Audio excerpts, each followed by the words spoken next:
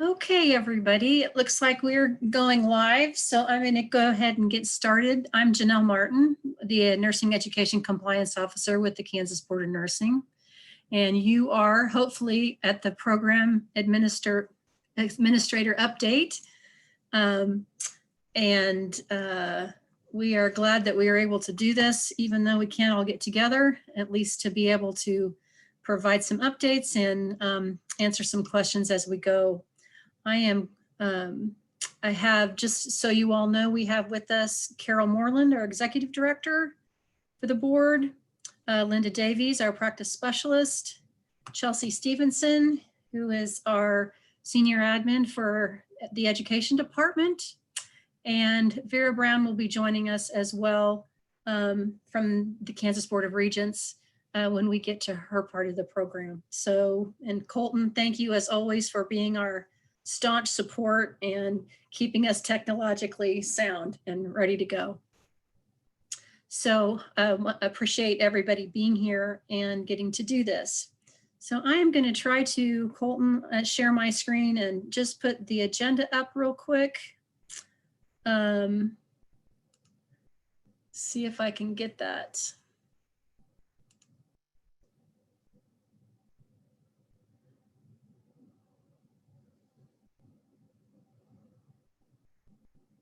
Give me just a second. Colton, am I able to do that now?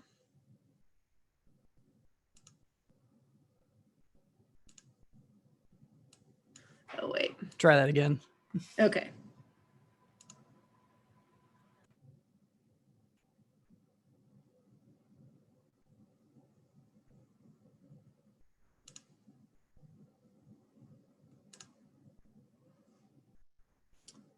Can you all see the agenda? Okay. All right. So I just wanted to kind of just go through real quickly. We're going to do a couple things first, and then we will kind of go through the agenda as planned. I did want to make a note that I believe the agenda got sent out with the earlier version. So for the agenda we have today, we are adding in Linda Davies, our practice specialist, after I hope we're going to be joined by Rayanne here shortly too for some licensing updates, but I wanted to make sure you knew that was in the agenda as well. So again, thank you for being with us. I don't, generally when we're together, we have a couple of things we have you do, and that's we like to update our program administrator contact list. And since we aren't together this time, I'm planning just to send those out to you following the meeting. Probably in the following week will also be a short Survey Monkey for an evaluation, and any of the resources that I talk about today that will either be on the website or will be sent out to you after this presentation. So just a heads up that will be coming to you, and we would respectfully request that you get those filled out and sent back to Chelsea at your earliest convenience. And I will try to do an evaluation again. It was very helpful last year to get your comments and understand and try to direct this update to the things that you wanted to hear about. Also, it says contacts at KSBN. I do have a short slide, set of slides that I will do in a little bit that has all the contact information at the end, but also all of our information is on the website. There's a staff page that has all of our emails and phone numbers and how to get a hold of us. So there are a couple ways to do that, and what department everybody works for in case someone doesn't remember or is new to the process. So I think with that and the welcome, that I would like to turn it over to Carol Moreland, and she has some things for us to update us on.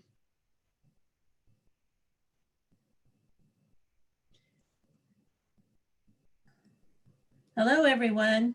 I'm unmuted now. Okay. It's very nice to get a chance to talk to you. I wish I could see you all in person. I always enjoy doing this, but not this year. We can't be in person. So Janelle asked me to kind of briefly talk about 3 different things. So I'll try to go through them rather quickly so that everyone else following me has time to do their part. If you have any questions or anything that you don't get a chance to ask today, just please follow up with me. Email is the best way. I am teleworking, and we'll kind of talk about that in a minute, but just send me an email and I'll be glad to answer your questions to the best of my ability. She wanted me just to briefly kind of touch on staff changes. I decided when I started looking at this that some of you are probably new, so you wouldn't really know if they were changes or not. So I'm just going to kind of go through just briefly. In our licensing, we have Jackie Mercer. She's our front desk receptionist, and she may be new for some of you. She's been with us less than a year. And then we have Ray, Barb, and Karen in licensing, which if you've been with us for very long, they have been here for a while and do a great job over there. Discipline, we do have a new senior administrative assistant for discipline, and this would be with the assistant AGs, not with the investigators. We'll talk about those in a minute. But the new senior administrative assistant is Megan Hughes. She's been with us for a couple weeks, but she's doing a great job. We do have Will Skepnick as one of our assistant AGs, and Will's been with us for over a year. And then we have the other position open that we're getting ready to interview candidates. Education, that's probably the ones that you're most familiar with. Chelsea is our senior admin assistant for the Education Division, and she kind of keeps us in line here. And then Janelle is the nursing education compliance officer that works with all of you. The C&E position is currently vacant. I'm covering it with a lot of Chelsea's help.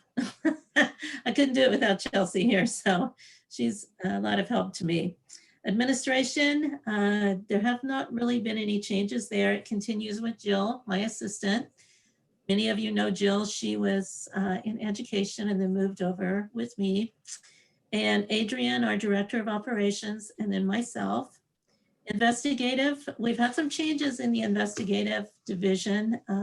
Linda Davies is our practice specialist. She leads the investigative team. She's actually been in her position as practice specialist for a year and maybe a week, something like that. Prior to that, she covered the C&E in education, but then moved over as practice specialist. We have 7 investigators, 2 that are new since last year. That would be Nikki Snodgrass and Evan Faulkner. And we do have 1 vacant investigator position. And then Victoria Bond is the administrative specialist for the investigative team. She moved over there probably a few months ago. She came from working with the assistant AGs, but then moved over to work with the investigative team. And then information technology, the people that keep me going because I'm not one of these tech savvy people. Adrian leads the IT division, and then we have Tony and Colton. So let me tell you, we couldn't do it without them. I'm just telling you that. We have 1 person who's a document scanner in our agency, and that's Jessica McGrew. She basically does a lot of scanning with the investigative files in the agency. That's probably the biggest part of the agency that we have a lot of paper. And so we've really made a very determined effort to start getting that stuff scanned. And we'll kind of talk about the reason why here in just a little bit. But as Janelle said, the contact information from the staff can be found in the staff directory link that's at the top of our website. For some staff, it's probably better if you email them, and we'll talk about that here in a minute. So just kind of moving into my update, it's been a very crazy year for us, as it has for all of you. I know everybody's facing their own challenges, and that's about all I can say. There's been many changes that we've had to adapt to. I just want to say that the staff of the agency has been wonderful throughout this whole thing. They have been so flexible. We took them out of the agency with very little notice and said, you're going to work at home. And some of them had no idea how to do that, but we gave them some equipment and said, tell us what doesn't work, basically. And they've done a great job. They really have. So I just want to say a huge thank you to the staff because I think our agency has done very well throughout this whole thing. We haven't done everything perfect, but I think we've done very well. I think we've done better than some of the other state agencies. So for that, I just cannot say thank you to the staff enough. But just kind of where we're at right now, 70% of our staff continue to work very effectively remotely. We made the choice to take 70% of them remote for their safety and for the safety of those left in the agency. If any of you have been in our agency, it's not a real big agency, and we have 27 FTEs. So that means if everybody's there, we have a lot of people in a small area. We have 2 copiers. So that means we have a lot of people gathered together at times.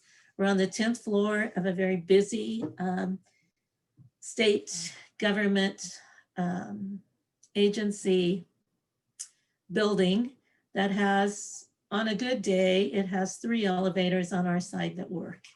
And so I guess where I'm leading to this, the more people I can keep out of there working effectively really is better for them. And so that's what we're doing. But we do have 30% of them working within the agency, and that is a very vital core for us. Those of us working remotely couldn't do this if we didn't have those back in the agency doing stuff, you know, scanning information that comes in or something like that so that we can have it electronic and continue to work electronic. We have some staff who do not want to work remotely. They want to work in the agency, and that's fine. So I think we have mostly everybody where they want to be for the most part. But the big thing is getting a hold of us sometimes. I've heard some frustration because we're not sitting in an office answering our phone like we were before. And that's true. Some of our staff working remotely do have cell phones. Like I have a work cell phone. The leadership team each have work cell phones. The investigators working remotely, they have taken their work phones home and they work, but not everyone who works remotely has their work phone with them. So I just encourage you to try email first. I haven't heard complaints that people are not answering their emails. So I think that's a good way to reach us. So please do that. You know, one thing that we have kind of been forced to do with this change is to get everything electronic as much as possible. As an agency, we had a lot of pieces of paper coming into us. We've been able to reduce that by working and getting more submissions electronic. Tony has worked with Chelsea a lot to get a lot of the education ones to be submitted electronic. I know Linda is working on getting some things submitted electronic in her area, which will be a tremendous help also. So we continue to try to make strides in that area. But what we need to hear is feedback from you all if there's something that's not working for you as our customers, because we truly want it to be able to work for you. We do most of our meetings through a virtual platform now. We have not brought all of our staff together since March 20th, and we won't until this is all over. One thing that has been a huge change for us is our committee and our board meetings done virtual. We were not able to have them in March because, you know, the land and building where we're located was actually closed down for like 9 weeks. And so we had no way to bring anyone in. And they literally took us out of the agency about the same time as we would have had a March committee and board meeting. So we talked to the board decided just to cancel that one. So in June, we started with the Zoom meetings. And we learn a lot every time we do it, but I think they go pretty well. So we've done June and September committee and board meetings through Zoom. And the board did decide last week to do the December ones through Zoom. So those will also be Zoom. And then we're able to do the webinar function, and so that it can be observed on YouTube. We do have the recordings available. So I think probably the thing that I've heard that people may not like so much about it is due to that, we don't accept a lot of public comment during the meeting. But, you know, if you have comments that you want to that you want to get to the committee and the board, please feel free to email the staff members that are working on those committees. You can always see that on the agenda, and we will be more than glad to get those comments to them. And then you also have the ability to do the chat function, but it is a little bit different than how it's been done in the past, but it seems to work well. One thing that has been extremely challenging for me, and I think a lot of the other staff, has been to keep up with all of the executive orders that have been issued since March and how they impact nurses in the state and how they impact us as a regulatory agency. What I have done, I started doing a weekly update as soon as this whole thing started, just to get information out, because it just changes so fast. I mean, there for a while, it changed every day. It literally did. And when things started settling down a little bit, I went to bi-weekly, but I am still doing them. And there was one that should have come out today. However, I'm holding it for right now because we're kind of waiting for some clarification on the latest executive order that came out that does impact license expiration dates and stuff like that. So I'm kind of holding on to that so I can get that information out. But I know, I believe Janelle sends them out to all of you after I send them out. So if you have any questions about that or anything like that, just please reach out and let us know. All of those old ones, or the past ones, are on our website. So you can access them at any point in time on our website. We try to keep our website updated as much as possible. Colton has done an awesome job with our website, and he does a great job of keeping it updated. It's usually us who have not sent the information to him. So sometimes that's a little bit of the problem, but he does a great job. So please feel free to take advantage of our website. We've received a lot of compliments on our website and how good it is. So we're trying really hard to get the information. We also try to put it out through social media. We put it in our newsletter. Our newsletter now is electronic. It's no longer sent out, our quarterly newsletter. So that's probably a little bit of difference. The cost was going to go up tremendously to be able to continue to print it. And we were one of probably the few states in the nation who had printed ones anymore like that. And so we decided at that point in time just to go with electronic, but it's on our website. So feel free to go in there and look at it anytime. I just wanted to mention one thing about the license expiration date extension that we've been doing. It seems like almost every executive order kind of does something else with it. I just want everyone to be aware that if a nurse takes advantage of that license expiration extension, it does not change their next renewal date. And the reason I'm saying that is because, like, someone in March, okay, they still have right now until October 15th to renew their license. And that's great. However, if they renew it in October, they're going to have a shorter period of time, the next renewal period, to get their CNE and all of that. It's not going to change because our renewal dates are straight out of the Nurse Practice Act. So those will not change. I've had some nurses who, they say, well, what is the final date? That is a moving target.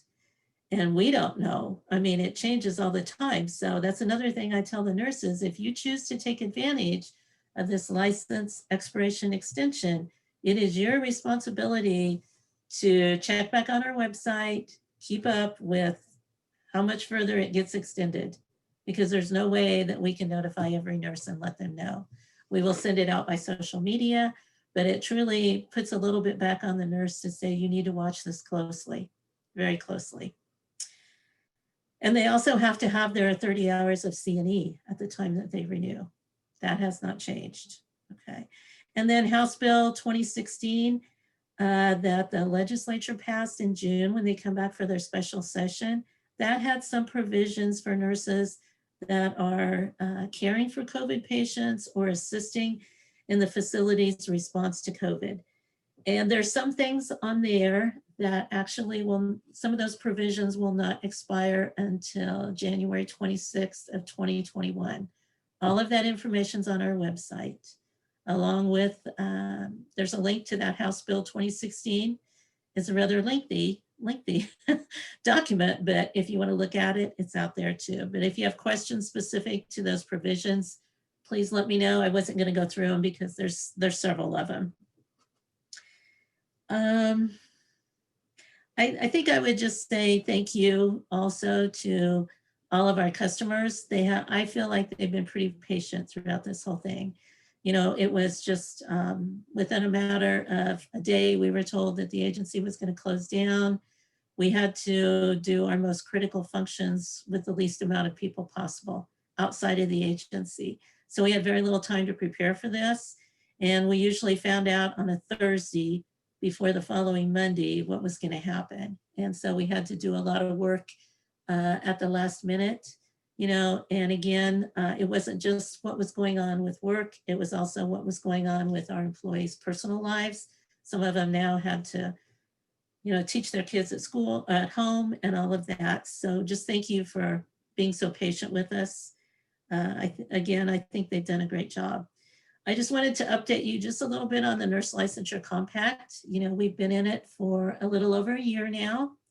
I think it's going well.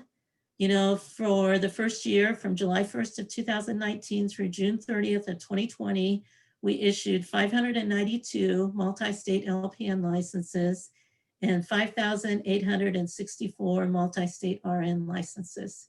So they are rather popular. I think the pandemic has really made people understand how good it is to have a multi-state license, because they can go to these different states that are having COVID outbreaks or something like that and practice without having to go through a bunch of red tape and stuff like that. So I anticipate, you know, the multi-state licenses will continue to be very popular, and I can certainly understand that.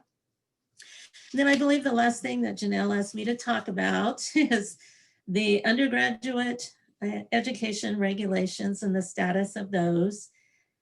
You know, it seems like this has been going on for years and years, and I understand your frustration too. You know, the board revised these, made some very good revisions, I think, and they have been sent through and sent through and sent through, and every time we send them through, there's some other change that they want made. And so we have to kind of start over. So just as a reminder, the process that they have to go through, they first have to be submitted to the Division of Budget, along with a fiscal note that talks about how much will this cost the agency, how much will this cost like the stakeholders, you know, like what would be the possible cost to maybe a nursing program if these changes are made.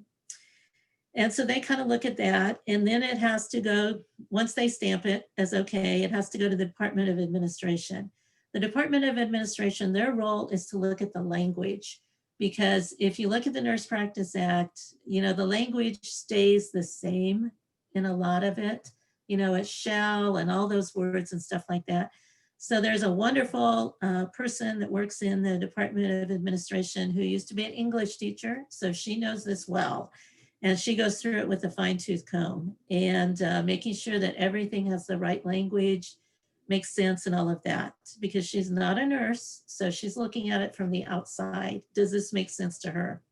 And then if she stamps off on it, then it goes to the Attorney General's office. The Attorney General's office looks at, do we have the statutory authority to do what we want to do? So they look at the legal part of it.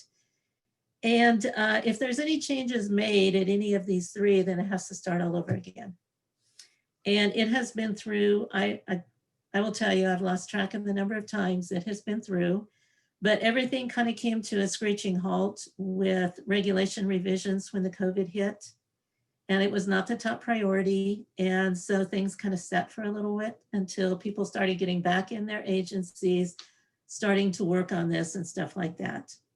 So I will be, I just kind of wanted to visit, you know, just with the board a little bit to see if there was any changes they wanted. And it's my understanding there are no changes. So I will start it back through, hopefully this week. But once it gets done with the Attorney General's office, I just want to make you aware of what time that you can make comments on these, because I think that's very important. Don't feel that you can say nothing about these. There's definitely a time. If it's approved through all of these agencies, then we set a public hearing date, and it's published in the Kansas Register. That's the publication out of the Secretary of State's office that you have to publish all official things in, so to speak. This has to be published at least 60 days before the public hearing date. And so there you go. You got like 2 months that you're going to know about the public hearing date. Anyone that has any comments can send those comments to us during that 60 days. Or you can wait and you can participate in the public hearing if you want to. Usually the public hearing is done by conference call, so nobody has to like travel to Topeka or anything like that. We just do ask, if you give verbal comments during the public hearing, you have to follow them up with a written version of it, because all of these comments that we have received then will go to the next board meeting so that the board can review all of those comments in great detail. We can talk about the comments as a board, whatever they want to do. Also, what has to take place during this time is I go over and I testify to the Joint Committee on Administrative Rules and Regs. It consists of senators and representatives. And again, I don't think any of them are nurses. Now, some of them know maybe a little bit about healthcare, maybe through physicians or something like that. So they really see this from the outside. So sometimes they have some very good questions. Other times they really, they're fine with it. So they also have the ability to give comments to the board. And so we, again, bring all of those back to the board. They'll have a chance to review all of those. Usually what they do then, they either vote to adopt the regulations or make changes, and then we start the process all over again. So I just wanted to make you aware of that. And I know probably most of you on here have heard me talk about these changes many times, probably because it's been going on for so long. But I just wanted to give you just kind of an overview of what I consider the major changes. Not all the changes, because there's changes in almost every one of the undergrad education regulations. We made some changes to the definitions, which is one regulation in and of itself, to try to clean some of them up. And like, we didn't have any definition for what's a 1+1, what's a bi-level. I know when I was in Janelle's position, I got those questions a lot, and we didn't have it documented any place. What are those definitions? Well, they are going to be in there now once these revisions pass. Another thing that we don't have in our current regulations, but will be in this, is simulation. Like, our regulations right now say nothing about simulation because they were done before simulation really took off. So there's a definition of simulation, and then simulation is included, which says that there is no more than 50% of the total hours for the clinical course, not the total curriculum, but the clinical course. So I know I've gotten a lot of questions about that. So that's what it's going to say. Another definition that's included in there that really hasn't been included is the definition for conditional approval. That would be when the nursing program is not meeting all of the regulations that we have. And so perhaps the decision was made to place them on conditional approval.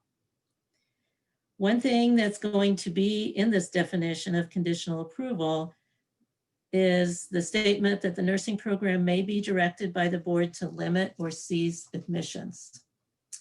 So that's different than how it's been handled in the past. So I wanted to make sure everybody is aware of that. We do have a fairly expanded definition of a nursing program administrator. The board did that, I think, for several reasons. The nursing program administrator is so vital to the nursing program. And I would tell you, when I was in Janelle's position, I would go out and do site visits, and there was just a lot of frustration from the nursing program administrators because they maybe didn't feel that they had the support of administration, and they didn't have the time to do everything that they needed to do to be a very good nursing program administrator. They wore many, many hats. So furthermore, they just felt like maybe they were not giving all the attention that they should. So our board really tried to put all of that information in as a nursing program administrator, not to put more on you all, but to actually give us a chance to give you some support, because before, and the way it is right now, it can be an opportunity for improvement, but we cannot make it a recommendation unless it's tied to a regulation. Once these revisions go through, it's going to be tied to a regulation. So if we can see that you don't have the time you need because you have too many things on your plate, we have something to tie it back to. And so hopefully that will be helpful for you. And then the other big one that I'm sure you've heard talk about and everything like that is the changes that will be with the Nclex first-time pass rates for the nursing programs. The changes, the way they are now, I mean, the changes that will be, not how it is right now. Just want to make this clear. Once these pass, if the first-time pass rates are less than 80% for 1 year, the nursing program will get a written notice of concern from the board. And then the nursing program has 3 months after the date of this to submit a written report that includes a plan of action to improve the pass rate. Now, right now, you don't get a written concern from the board usually until the pass rates are less than 75% for 2 years. So it would be a change to less than 80% for 1 year. And then if the annual pass rate is less than 80% for 2 consecutive years, the nursing program may receive a survey for evaluation and recommendation to be placed on a conditional approval. Now, right now, it is less than 75% for 3 consecutive years, then they can get a survey. So another change there. And then if the nursing program has an annual rate of less than 80% for 3 consecutive years, the nursing program may be directed by the board to cease admission. So you can see that the timeline has decreased about a year on every one of these from what we have now. And then it's went up from 75% to 80%. The board felt that that was very important. Kansas is one of the few states that has 75%. I will tell you that. So we're kind of, in a way, kind of behind a lot of the other states about that. Most of them will have 80% or above.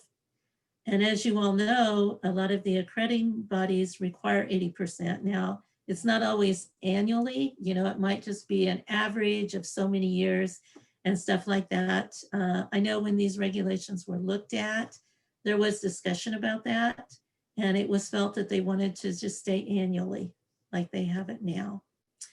So those are the biggest changes. Again, like I said, there's other smaller changes. There's a lot of cleanup of the language and different stuff like that. I don't look at these major points probably to change. These are not the major points that get stuck up in this process. It's the smaller things that have seemed to get stuck in the process. So, I'm going to do my best to get them through as fast as possible. I'm tired of them sitting here also, but it seems like there's always something that we need to change. But I will continue to work forward. Again, I'm sorry that we can't see you in person. I would love to meet the new ones. I really would. I love working with the nursing programs. That's always been something that I've enjoyed. And if there's any questions that you have of me or anything that I can do for you, just please let me know. And again, thank you very much for all of your support to the staff during this very difficult time. We really appreciate it. But please let me know if there's anything I can do. Thank you. Now it's yours. Thank you, Carol. I do have an awareness that Linda has a little bit of a time constraint, I think. And so I'm just going to ask, and since you guys are both here, if Linda, would it be better for you to go before Ray, if that's okay with her?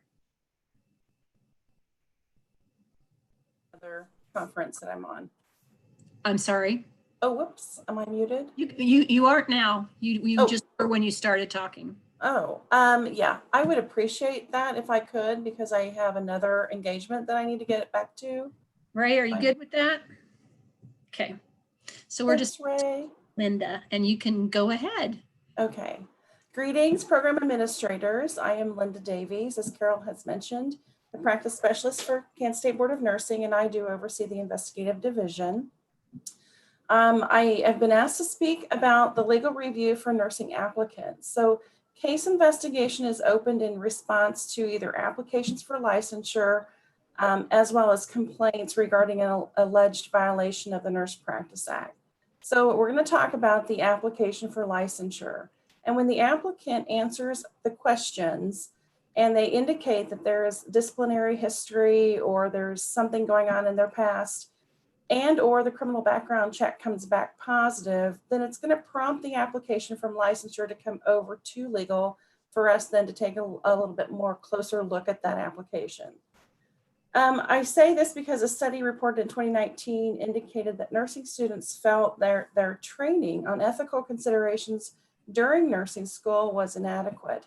And over half of the respondents to that study did not think that offenses such as negligence of duty, professional malpractice, and invasion of patients' privacy could be punishable by law. Another study had indicated that 6 of 10 participants indicated they had a legal history prior to even nursing school.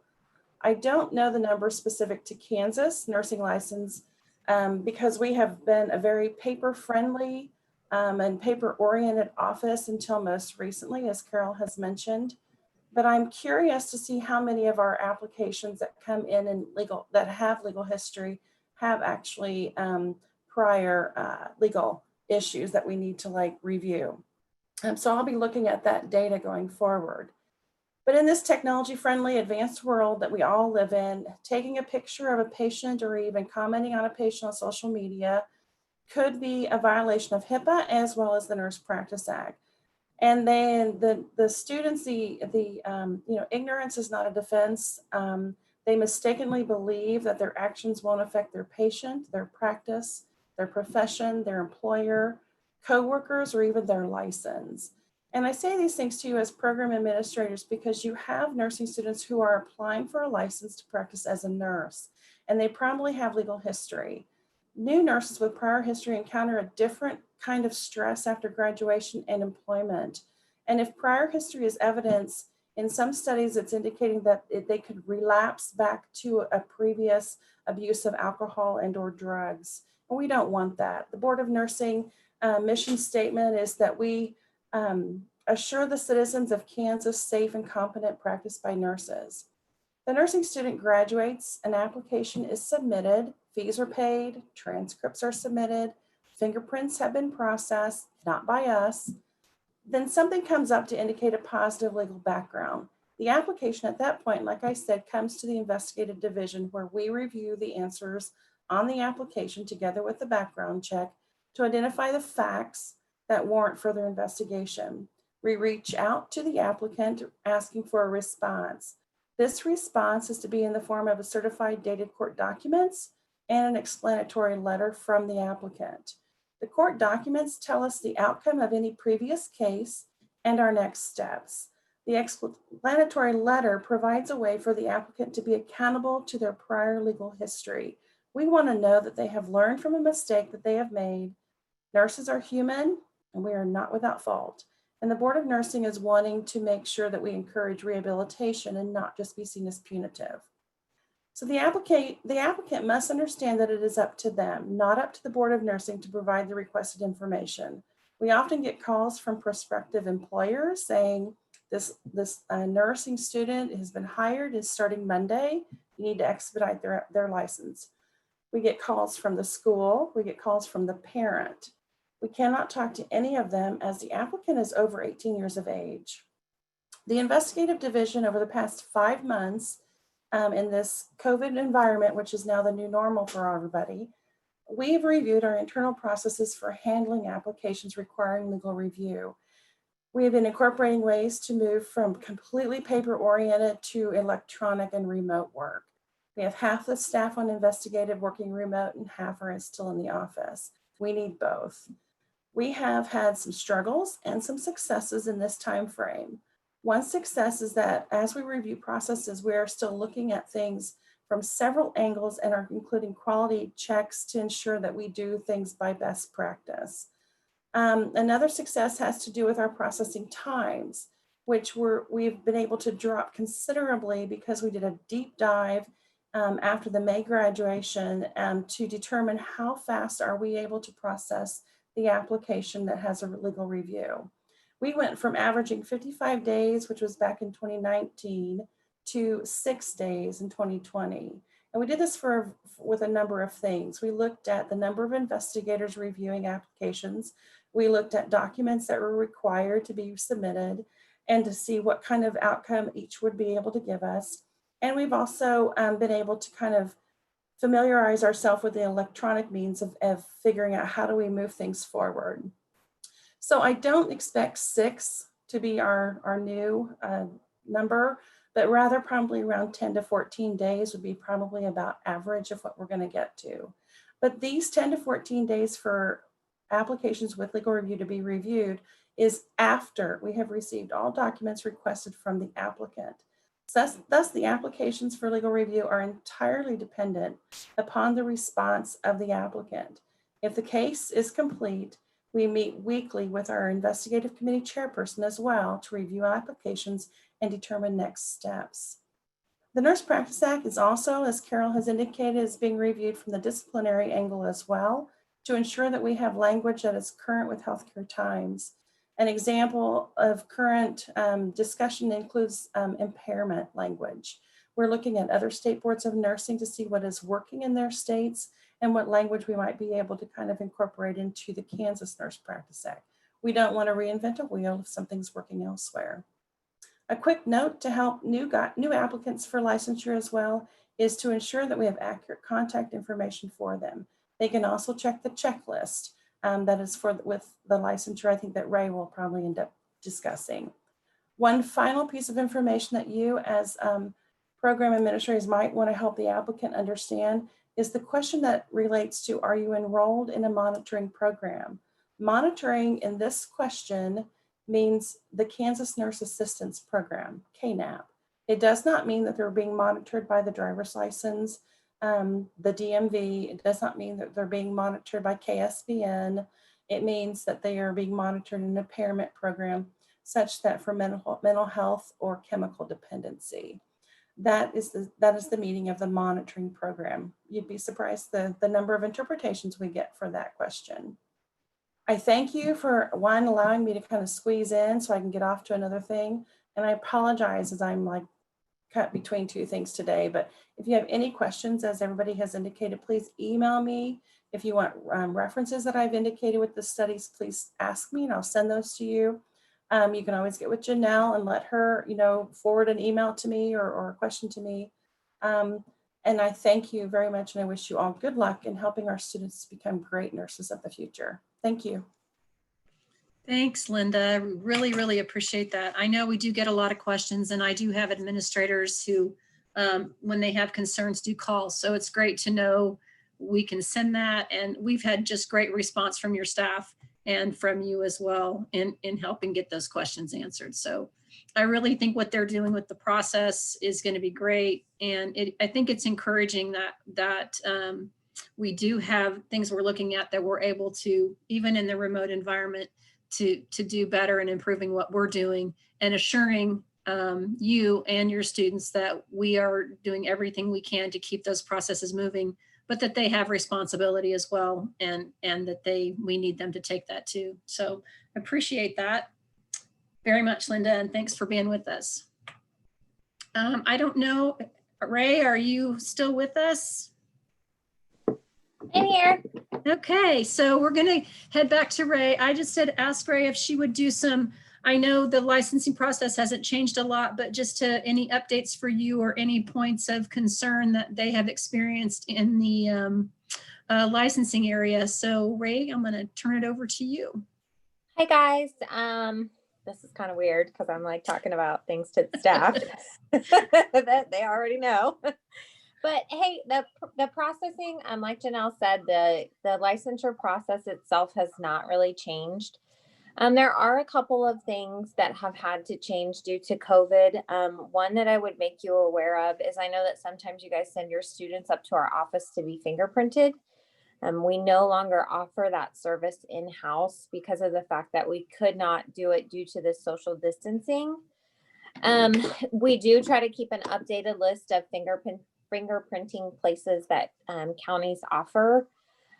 So we do try to keep on top of that, but we don't offer it in house anymore. I will say that I do not know if KBI is even going to fingerprint the schools either, because I don't know if they are going to go out. I don't know if they have time to do that or the resources to do that due to COVID. So if you guys are wanting to be fingerprinted as a school, I would highly suggest you guys call KBI to see if they're going to offer that for you. The other thing for the compact, yeah, that's what I thought. Christy Danahy said they have told our school they will not be able to come. And I think that Molly maybe had told me a few months ago that they weren't going to be able to go out to schools anymore. So if you guys might want to, and if you need help with fingerprints or anything like that, certainly reach out to me. We can try and figure that out, but please just don't send your students up to the office because we don't do it anymore. The other thing that I think has changed from the last time we had the program administrator meeting was when we went to compact licensure, we were allowing the students, as long as they were submitting an application with a Kansas address and declaring Kansas their primary state of residence, we were issuing them the multi-state.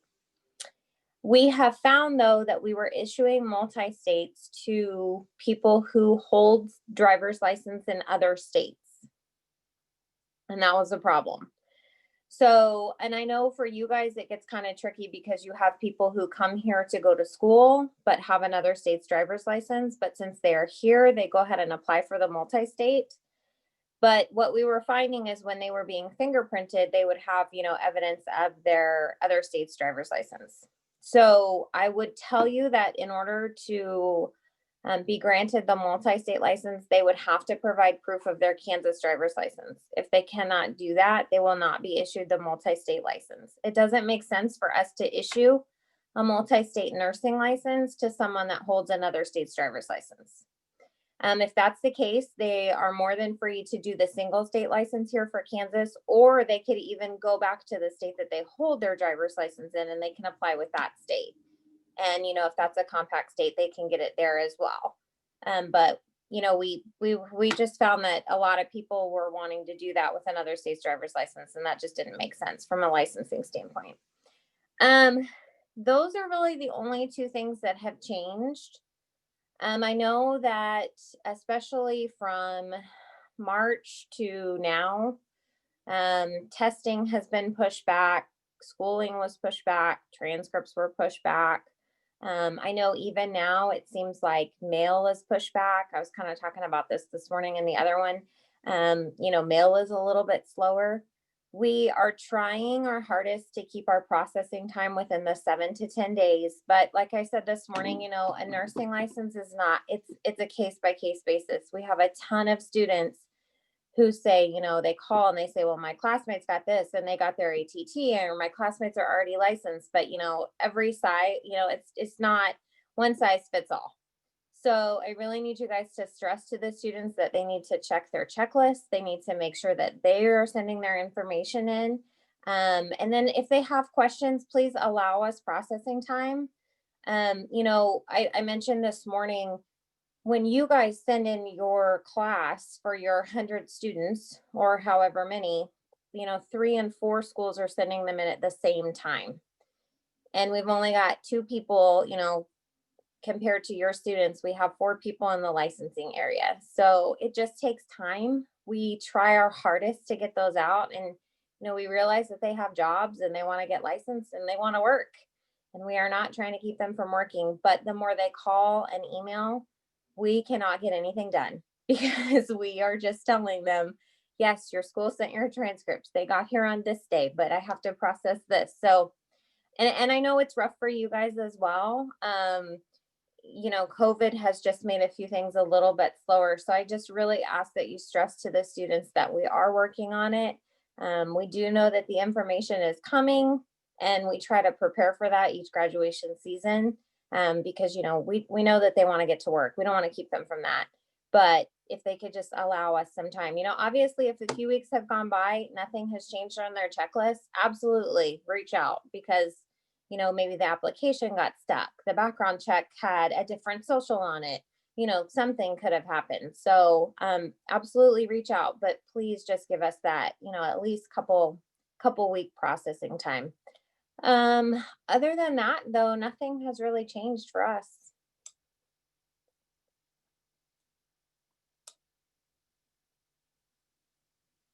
Janelle. Sorry, you were muted. something happened and it covered my screen. So I apologize. So we are back. Thank you, Ray. I really appreciate that. And I know those are things that have come across. I know even in my remote world, get a lot of calls. They travel around, and it is helpful when they can use their checklist as much as possible and allow the licensing department to do their work. So thank you, Ray. I am aware that our agenda called for a little break now, but what I'm going to ask if I could do is I have 2 or 3 updates I want to do. And we have actually a little more time than I thought we did on the back end. So I'm going to ask Vera if she will give me 10 minutes, and we'll take a short little break at 2:30 rather than 2:20. So hopefully that will work. Okay, good deal. So for me, I'm going to just, let me find a couple of things I want to do. Somebody had asked me about this, and I had put this on the update about the Department of Education, their new education regulation. And I guess I got so aware of it, I didn't realize that I think something had been sent around at one point about that new regulation, but it needs to probably have a little bit more behind it. So what I'm going to do is I'm going to say something about it really quickly here. And then I want to, let me find it real quick so I can tell you. Okay, I'm going to try and share my screen again here. And go to,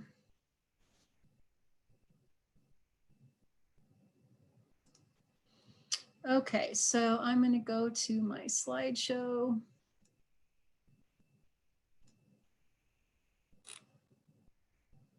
And here it is.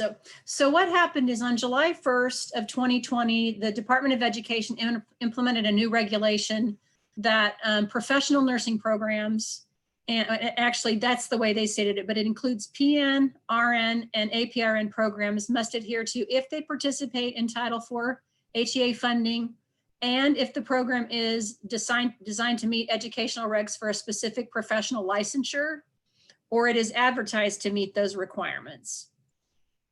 In the past, some of you may have been aware that online programs have had to do that prior to this anyway. They have to provide something, but this applies to all nursing programs that use any kind of modality, whether it's online, in person, or a combination of both. The regulation itself, what they're wanting you to have available for students who are looking at your program is a list of states, other states that meet, that your curriculum meets their requirements for licensure. So somebody who's coming, and you've probably done this with students if you've had others from other states who know that they're going to be, especially those of you who are near borders, who know that they will probably be practicing in another state. The curriculum that they go through needs to be able to get them licensure in another state. And they look at that. I have probably answered 100 emails at this point from other out-of-state schools that have been asking about Kansas regulations. And so every program, it's the responsibility of the program to have this information, giving you some leeway in this. They know COVID has created some issues. The regulation still went into place, but they want to know if you can determine from the other states' regulations whether your curriculum meets requirements or not. If it does say it does, if it doesn't say it doesn't, or if you're unable to determine by the regulations itself that it has not been determined at this point. And then if you have someone who comes from that state who more work needs to be done, it gives you a little bit of time to adjust to that. They're asking for a direct disclosure to the student in writing. And some schools are putting it on their websites so that students can see right away when they're looking at nursing programs if this is something that they can adhere to. Others have been providing individual written statements to students, but I think the website is what's to do, but also recognizing when you put something on your website that you want it to be true. One of the things that NCSBN, or the National Council for State Boards of Nursing, has done has tried to help in this, and they're trying to help both the regulatory boards like us who are getting hundreds, and some states are getting, hundreds of requests for information. But this link that I have on the slide, and I'll have the website for you all to follow up so that you can get to that link, and to the Department of Ed regulation. I'm also going to post that just as a resource for you so that you can see the language again. But it will link you to any state that you want to look at to see what their curriculum requirements are. Some states have made it very easy. They've put something out there that states what they're fairly clearly what you need to meet. Others have just made a link to their regulations, and you still have to kind of read through them and make sure that they fit. But at least it's a way to get started. And I know after we talked about some of this at the board, we're trying to determine too, from a board perspective, if there's anything we can do to help you. Again, that not reinventing the wheel, but it's one of those things where each curriculum has to kind of know whether they meet those requirements or not. We know you meet ours because you wouldn't be approved without them. But some states have particular requirements for number of clinical hours. Some of them have for direct clinical hours in terms of direct patient care versus amount of simulation. So that's where it gets a little tricky, and hopefully more boards are doing, licensing boards are doing something to help by putting something a little more specific than just the regulations out there. Kansas did that. We provided a document that tries to state very clearly, here's what the curriculum requirements say. So there are other states that have done the same. So I wanted to,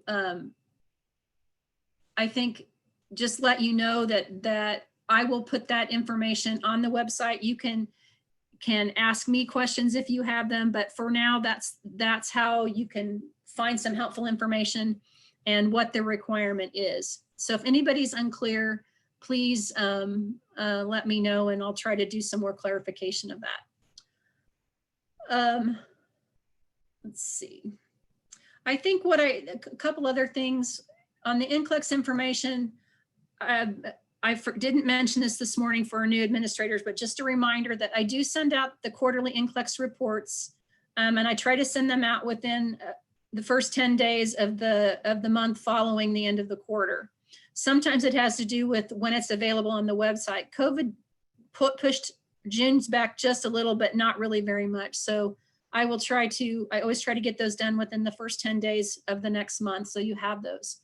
I've had some requests from people about their program codes, and I will let you know that your program code for your programs, and if you have more than one, they're specific to the program. So if you have a PN and an ADN, they each have their own code, and those are on your Nclex reports that I send. So if you ever can't get a hold of me or just want a quick way to look, those codes are in the box on the top of the report. It says what the name of the program is, and it will also have your program code number. So hopefully that will help. Test report transcript, the only thing I was going to say is I had a little bit of an issue this year. We got something into the office. If you are providing the document remember that the test before transcript has to be signed by the program director, not just a faculty person, but the program director. And that when that comes in the office, we need to have an application to tie that to so that we know who that goes with. So we had a little trouble. I think we had a couple of submissions that, for testing, but no applications to go with it. So that's just a reminder. Faculty qualification reports. I just want my update is this. You guys are all doing great on the new electronic process. We're having a few little glitches, but you've all been great about letting me know when they happen, so we're able to kind of address them right away. The biggest thing, two things I'm going to leave you with. Anytime you submit a higher exception or a degree plan, it has to come with an FQR. So if it's a person who you've had on a higher exception before, you still need to send me an updated FQR and then do the higher exception. The other piece of that is that when you submit an FQR, even if it's an update, it has to have an attachment to it. So if you don't have an updated transcript to send, or you're sending an update for employment status, you can either attach the previous FQR to show what the update is, or you can attach the new transcript, but you have to have something to attach to it or it will not submit. So on the back end of that, if you do not get a notice from Chelsea, it'll be an email from from her that says that it has been submitted and that we're processing it, then it did not go through. So I mean, it may take a little bit of time for that process to happen. And Chelsea, if you have anything to add there in terms of timing of when that comes, how quick to expect that. But if you don't, it says the submission process is complete and that we've got it, then it didn't go through. Okay. Yeah, you receive that email immediately. It's instantaneous. So. Okay, so if that doesn't come right after you send that, then you know that there might be an issue. And you can always let me know if you're having trouble figuring out what that is. And I'm glad to address that. The other thing I wanted to make sure I said is that we've had a couple of updates. One is to site visit guidelines. With the board meeting in September, the board approved for piloting site guidelines, visit guidelines that include the possibility of virtual visits. We are at this point planning that visits will be on site unless something happens either at the school or in the county, if there's outbreak, or with the site visitors themselves. If we're in an area that has the same, we're not going to we're trying to keep exposure. As Carol has said, keeping the staff remote, doing all these things we can to protect. We want to continue to do that and respect that for our board members who are also site visitors, myself, and for the school. So that's going to be out on the website too. For right now, we are still planning to do on-site unless something comes up that we need to go to virtual. And then the guidelines have some space in there for that decision to be made in concert with our executive administrator, the program administrator, and then the site visitors. So it'll be a decision, a mutual decision with what's going on in the environment. The other thing is, as a follow-up, Carol did a presentation at the annual education, I'm getting the name of it wrong, in July, that all the nursing education folks went to. And there were several folks asking about program evaluations. And I am happy to say, I won't go into any detail here, but I'm putting on the website, it's just kind of an outline or some recommendations about how to go about looking at your program evaluation. And then I have 2 sample templates to look at in how you do that. Many of you who have accreditation people to respond to already have a template that you use. And just be aware that those guidelines are fine as long as you're meeting all of the requirements for KSBN as well. Just make sure your program evaluation plan includes all the things that are in the requirements. And I have that in the kind of the recommendations or guidelines for what to do for your master evaluation plan. And those samples then will be available to you under the education tab for administrators and the resources.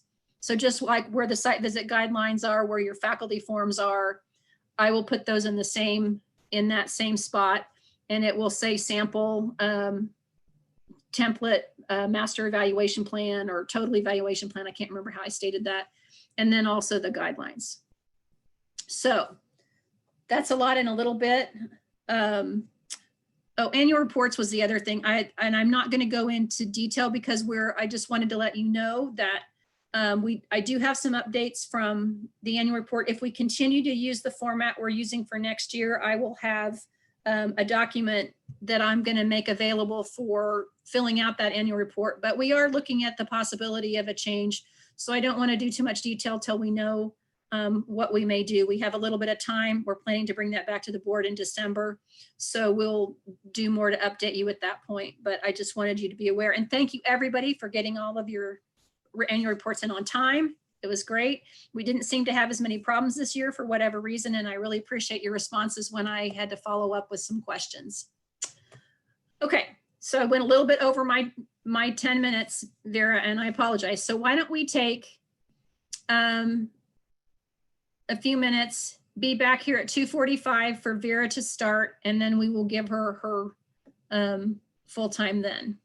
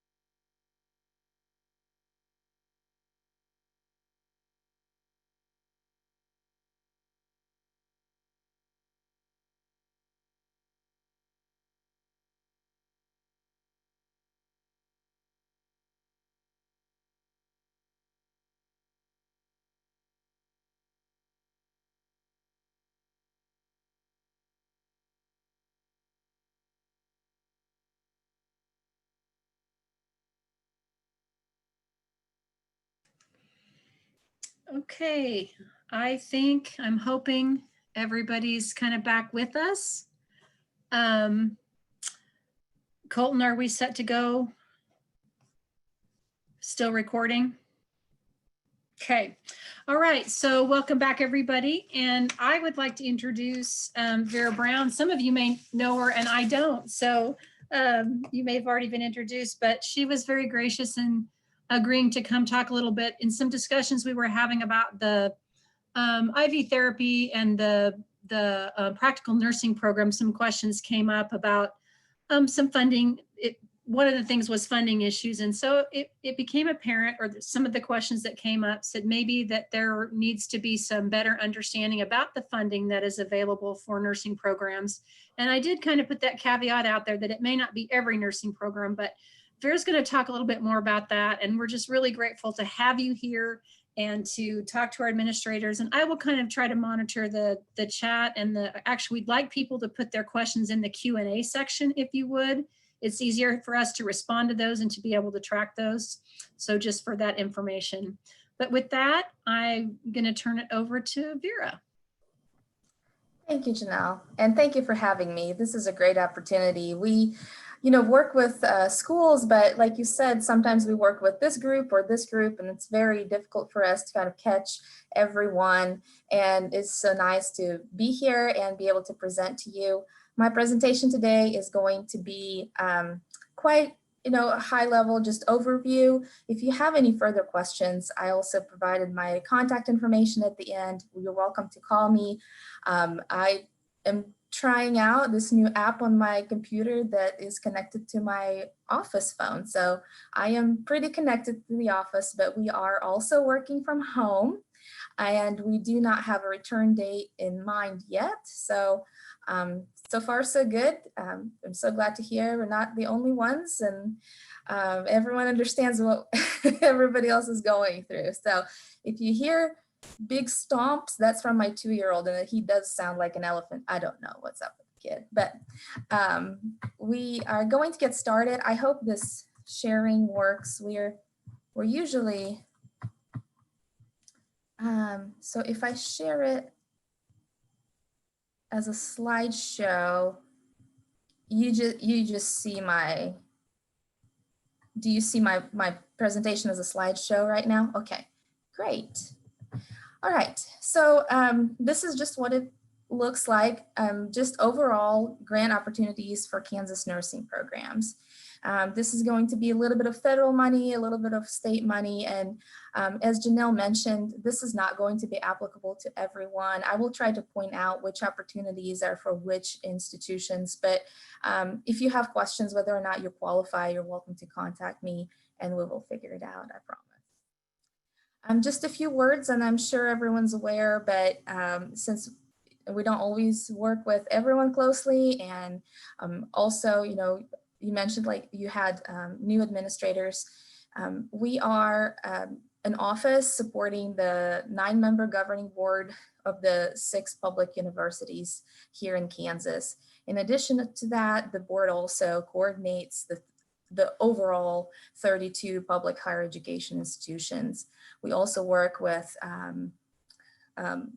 private proprietary schools, and pretty much everything that has to do with post-secondary education in Kansas, we touch in some way.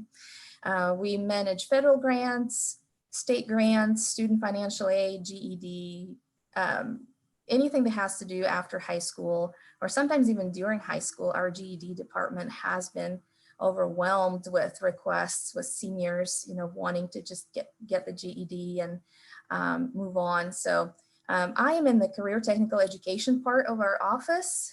This is under a lot of our programs nursing programs fall under career technical education. And so I have the privilege of working with the Nursing Initiative Grant, and I'm working with Connie Bean, who's our Senior Director of CTE.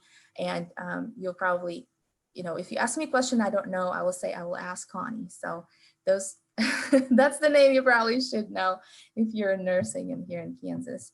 And of course, a short disclaimer, we are just like you guys interpreting statutes. So we're working with all kinds of regulations and appropriations. We're subject to all kinds of rules. And so everything I'm going to tell you today is what I know now. We don't know if that's going to change within the next few months or within the next fiscal year. And we keep our website pretty well up to date. So any of those changes you'll be able to find on our website as well. The first grant is probably the most familiar. It's the Kansas Nursing Initiative Grant. It's an annual allocation that appropriation we receive from Kansas legislature. It's about 1.7 million. Has been so far. It hasn't gone down. It's actually been pretty steady. It's a grant that requires $1 match from the college. I think sometimes from our schools, we hear that they feel like they need to match $1 for $1 in cash. It really is not necessary. You can also use some of your in-kind match, the time that you spend on the grant and its implementation, and all kinds of different other activities that can be used as a match. So if you have questions about match, please let me know.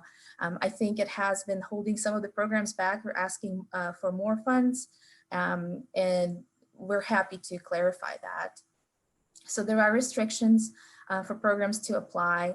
The programs must be approved by the Kansas Board of Nursing and nationally accredited. And there is a caveat to that. Now we'll return to that point in just a minute. The program's most recent 3-year average Nclex scores must be at or above the 3-year national average. So we're looking at about 80. And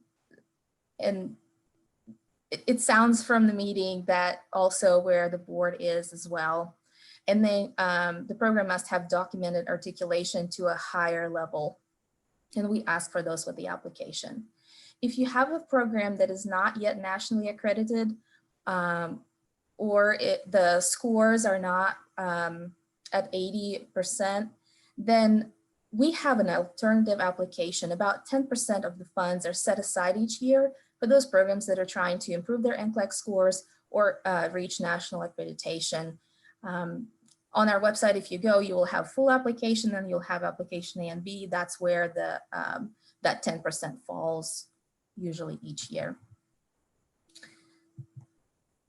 So allowable expenditures, and this is not, an exhaustive list, and it is just some of the main expenditures that we see that you can spend your funds on. There are sort of 2 directions, well, 3.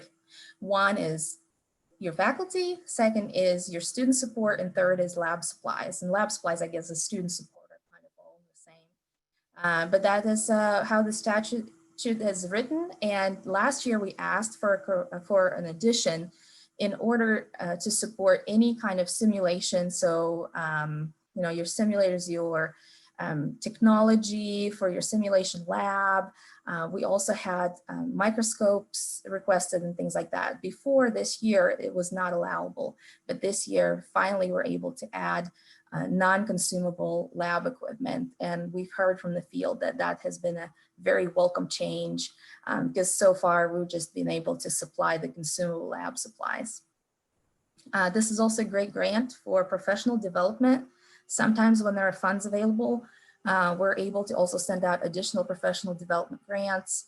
A lot of institutions took advantage of that last year. It's a really, really, really flexible grant, so to speak. And again, it can be in-kind match, so you can take advantage of expenses that already exist and use that as a match for your program. There are some funding specifics, and Connie asked me to add a few things to this presentation because she is way ahead of me on what is going on the front end of funding and what we're looking for from legislation for next year. So we hear that we will no longer have the right to roll over the money from fiscal year. Before, it was just the permission was granted to us. If somebody returned $10,000, they would just go to the next year's pot and we were able to use it again. This year we had to get permission, which was unusual. We had to get specific permission, and then we're expecting that next year, anything that will be returned, that will be taken away. And then the question, comes back, are you going to get it again or not? So we ask, please, please, please plan ahead and spend your entire award that's been awarded to you this year, next year, and forever and ever. We always want to spend to the last dollar. We do take modifications throughout the year at any point. I think we cut them off about June 1st because the state, as you all know, just shuts down in June and you can't move, can't breathe. You're not supposed to travel. You're not supposed to submit any kind of expenses. So we ask that you revise, especially with salaries. Sometimes institutions will plan to hire someone and then have a hard time hiring, and then we're at the end of the fiscal year and the funds don't get spent. Have a plan. We can still buy consumable lab supplies. A great idea this year that came from the field was virtual clinicals and subscriptions to student support. ATI was always available for students to go ahead and get that extra support.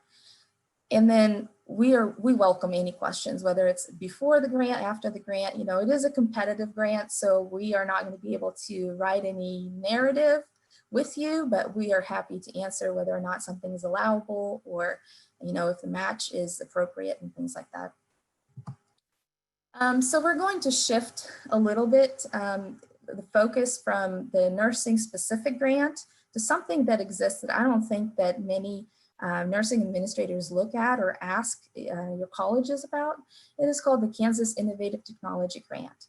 And I put the KSA citation there because the language is kind of scary there with emerging technology and manufacturing, but nursing falls under the area of skills shortage, and we are able to fund some of the nursing expenses here under this grant. It is quite small, to be honest with you. We every year have a big competition for this small pot of money, but it still helps. We hear that every piece of it helps. It does not help with any kind of consumable supplies, but you might be able to purchase some equipment, develop curriculum, and do things like that with this grant. Again, one-to-one match is pretty standard. And here it requires a partnership with business and industry.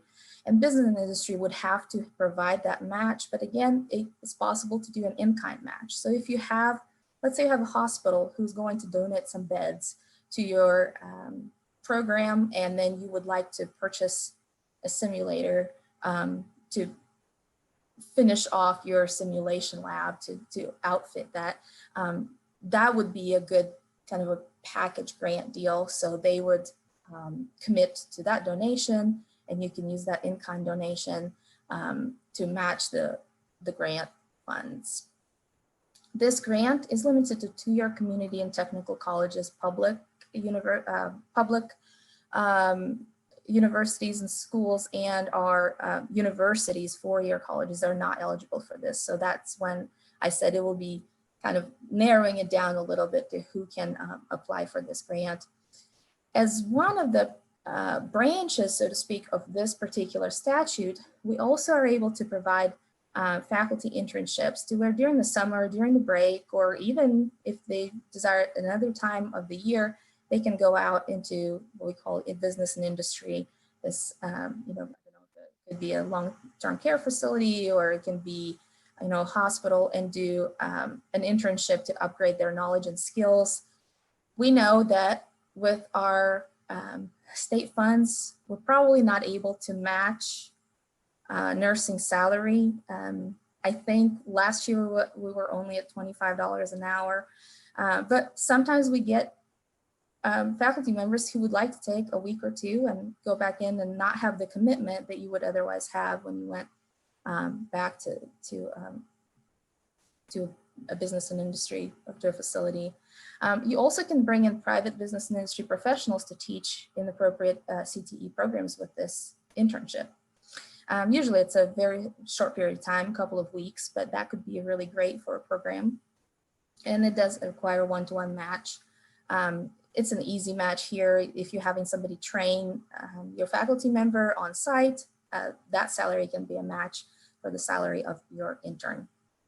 And we accept those applications all year long, except the last applications for the summer should be submitted mid-April.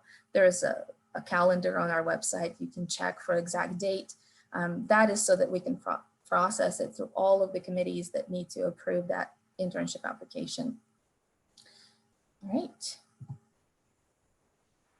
And last but not least, this is the biggest part of my job on a daily basis, and it is the Carl D. Perkins Federal Grant. For eligibility, in order to apply for this grant, both institution and program has to be eligible. It has, so with degree awards, Perkins grants cover everything up to a bachelor's degree. So you would have your ADN covered there. You would have a lot of nursing, 2-year nursing programs covered there. So the point of this grant is to develop, coordinate, implement, and improve CTE programs. And that's where we can also use it for nursing.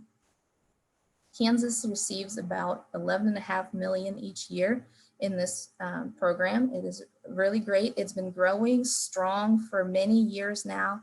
We're not foreseeing any cuts, and we have really, really strong support in Washington for this program. And as more and more there's a talk about, reskilling, retooling, rethinking your career, more and more people look at CTE as one of the directions they want to go.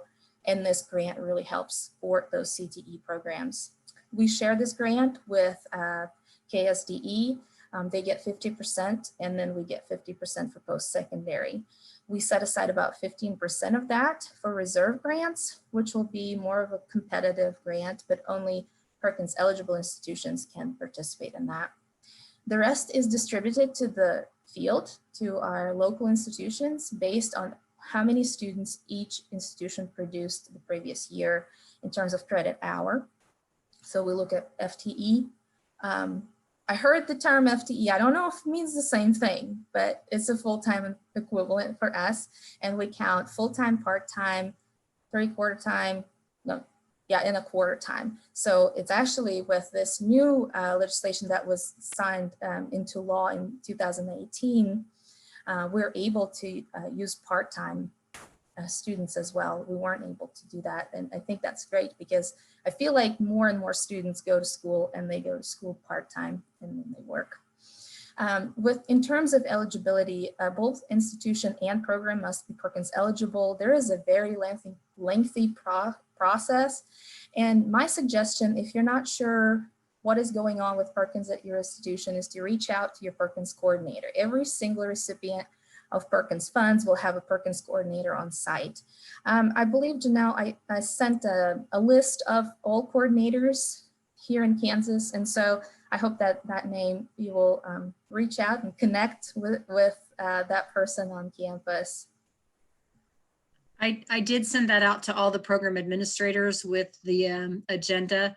If anybody needs it again or didn't get it because it went to the wrong place, please let me know. Okay, and you can also always, reach out to our office. We're happy to share that information.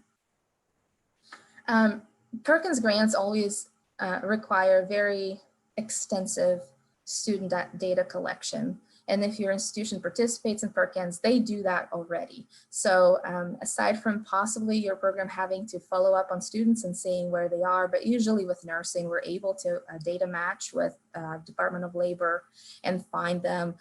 Of course, other than the great thing for them is that they get a license and they can move away to whatever state.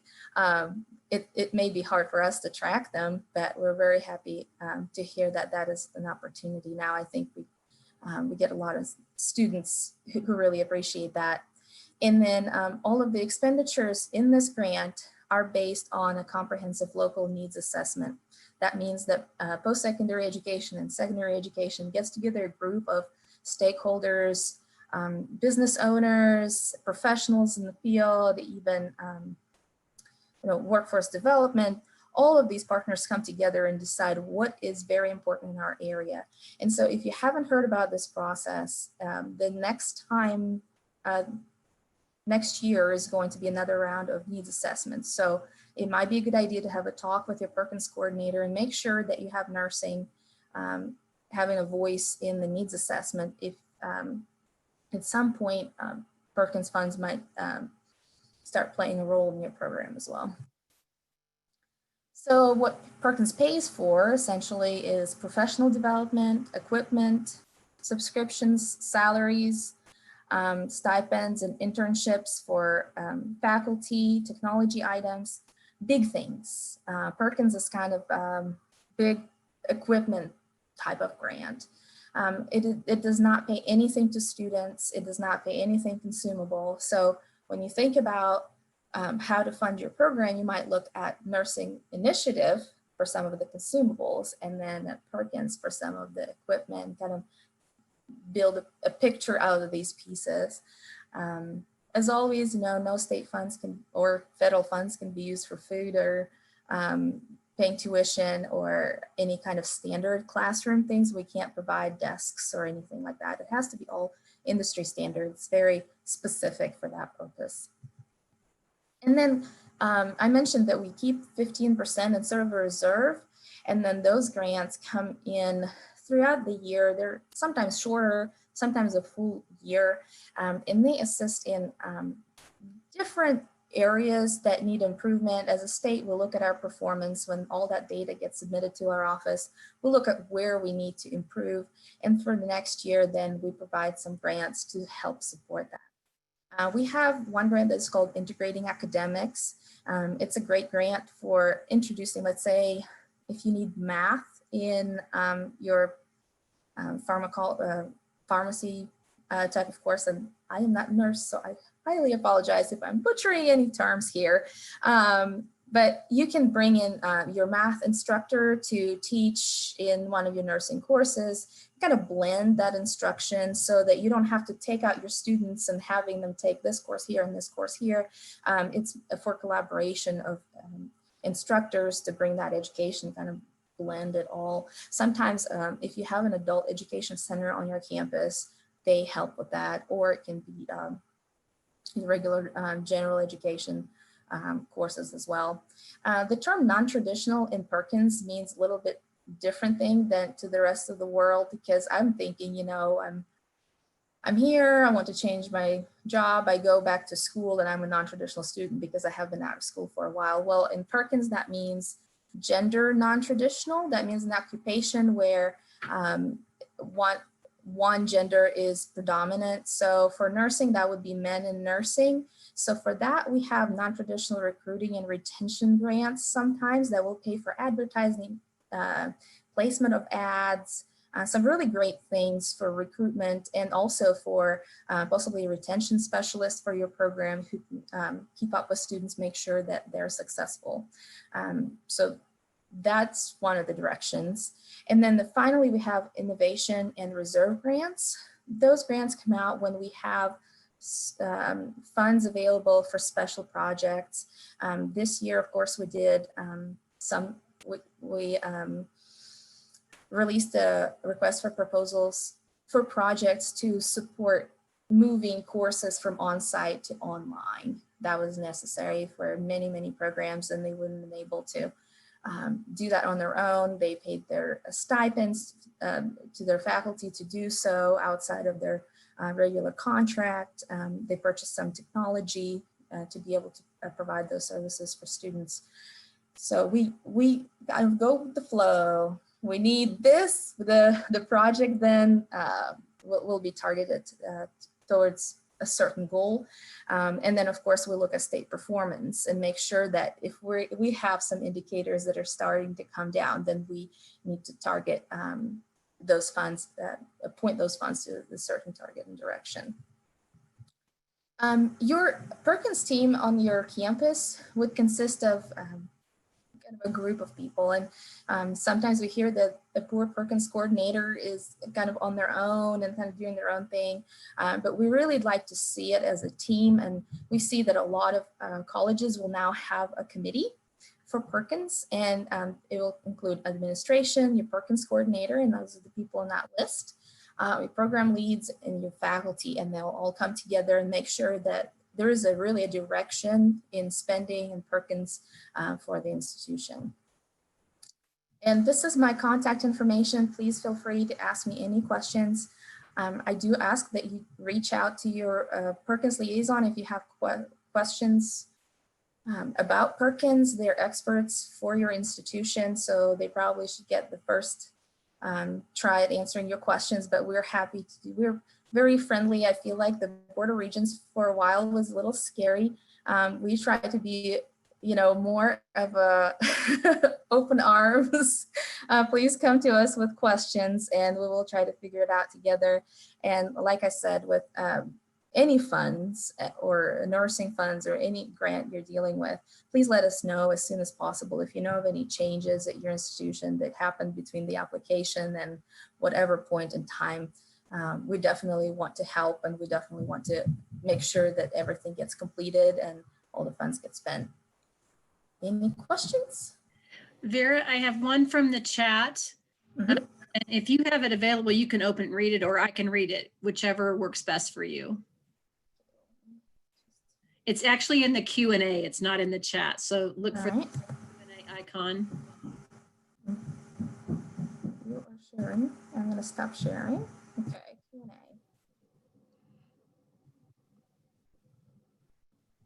Okay. So when we talk about year, oh my goodness, you know how to ask hard questions. So we operate, the Nursing Initiative Grant operates July 1st and ends on June 30th. So we operate on the state fiscal year for the Nursing Initiative Grant. This year means we are in fiscal year 2021, as it will end on June 30th, 21. So saying spend money this year, that means before June 30th, 2021. And going forward, I also hear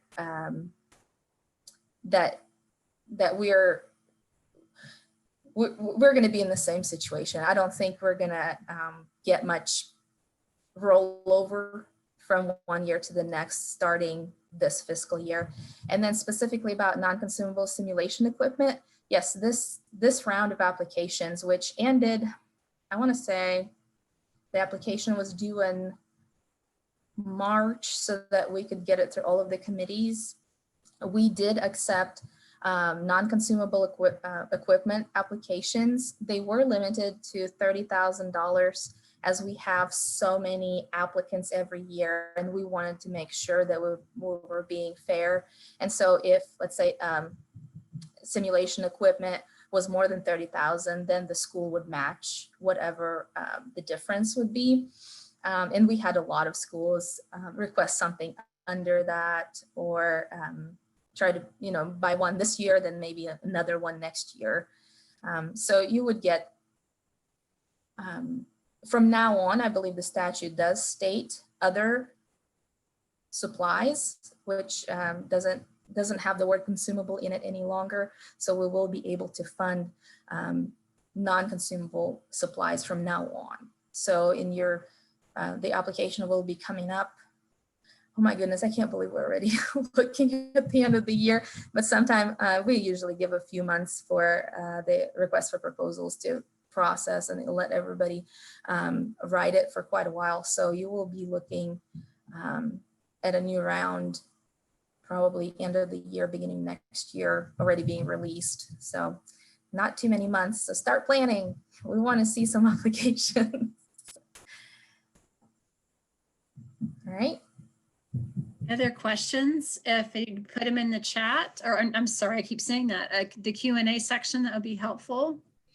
I'll give you just a minute or two here and thank Vera for her information and just for being so open. It is a nice thing when you have a contact person who you can ask questions and feel like you can get a good answer from. So we really appreciate that and your time in doing that. And I know Connie was very complimentary of all that. We'd also open it up if there are any questions from for anyone else who is still here. Linda's, I think, the only one who wouldn't be available live, but we can always get questions to her as well. We do, yes, thank you, Jenny. We always are very appreciative of the updates that come not only from our staff, but from outside that affect our programs as well. Yeah, and I think the biggest point that I was hoping to make today is that we do have the Kansas Nursing Initiative grant, and it's a wonderful grant. It helps so many programs. But looking outside of that, just for that, innovative technology or Perkins can give you some flexibility. You do have to, with Perkins, you kind of have to work within your institution and look, because sometimes there is a certain order in which things get funded, but it never hurts to ask and just be part of the conversation. Right. Well, Vera, again, thank you so much. I'm not seeing anything new and being conscious of everyone's time. I just really appreciate everybody and the updates they've done. And we had really good attendance, and I do plan to follow up. I had sent out the handouts. If anybody doesn't get something that was mentioned here today or doesn't see it on the website, give us a few days on the website. I've got some things to get to Colton to post there, but hopefully next week we'll have everything updated with the new presentations from this year, and get all that information out there so that you have it. Reminder, I will send an evaluation and follow up for some questions and the program information sheets. And I think with that, if we will just give our thanks and continue doing what you're doing. Thank you, everybody.